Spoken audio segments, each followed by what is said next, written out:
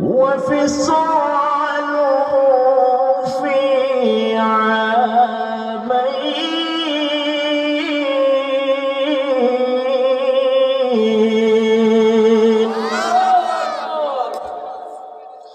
আল্লাহ সুবহানাহু ওয়া তাআলা বলেন, হে দুনিয়ার মানব সম্প্রদায় শোনো,